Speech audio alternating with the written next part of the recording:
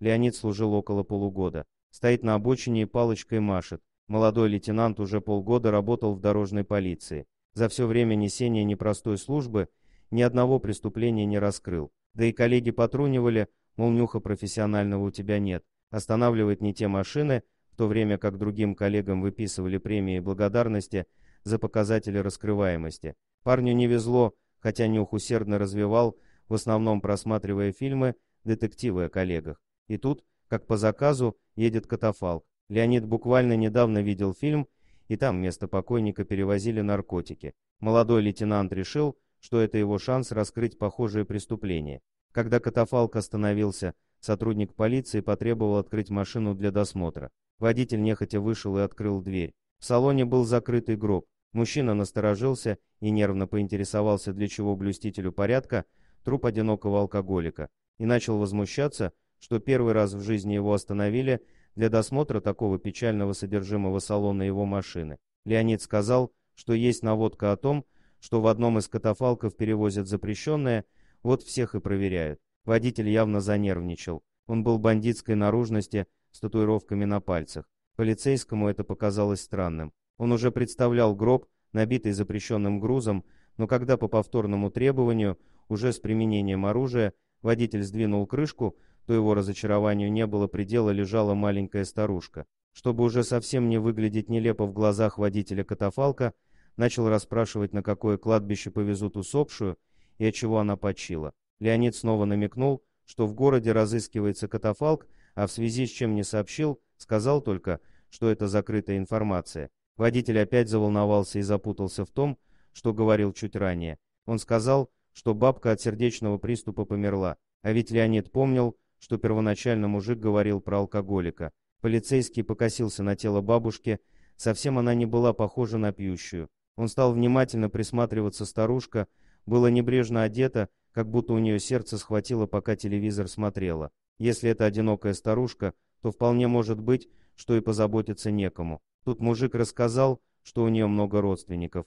Это насторожило парня, одинокий алкоголик вдруг превращается в старушку, сердечницу, да еще и с кучей родни. Полицейский положил руку на пистолет и начал обыскивать тело. Тут точно что-то не так, решил он, потерял на секунду бдительность и тут же получил сокрушительный удар по голове. Леониду все же удалось встретить на дороге настоящего преступника, но волнение сыграло с ним злую шутку, думал он, когда спустя какое-то время очнулся в гробу. Придя в себя, он с ужасом понял, что лежит рядом с мертвой бабушкой. У парня началась паника. Он не знал, чего больше боялся, трупа лежащего рядом или того, что он в закрытом гробу. От обеих неприятностей невозможно было моментально избавиться. Гроб был маленький, а бабуля лежала совсем впритык к нему. Тут он понял, что даже не это самое страшное, они едут по грунтовой дороге, вероятнее всего на кладбище. Леонид вспомнил про пистолет, но водитель не дурак, забрал его. Полицейский начал бить по крышке гроба,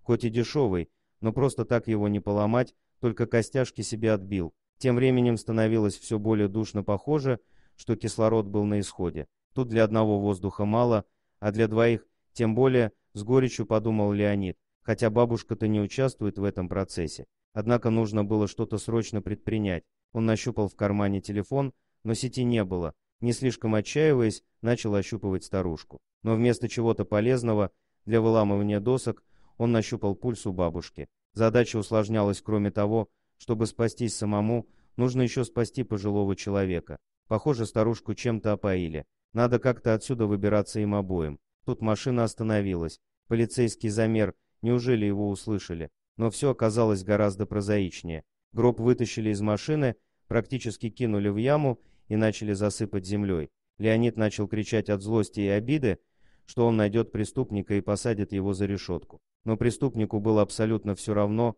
он никак не реагировал на обещание полицейского. Молодой человек слушал, как сверху падает земля, и в это же время понимал, что все отчетливее становится дыхание бабушки. Лучше бы она в себя не приходила, иначе как он ей все это объяснит. Вдруг раздался звук сильного удара, и наступила тишина. Леонид включил телефон и посветил им на бабушку. Она резко открыла глаза, заорала и начала колотить молодого человека. Наверху снова послышался шум. На этот раз земля не сыпалась сверху, а наоборот ее убирали. Если бы он только знал, чем все закончится.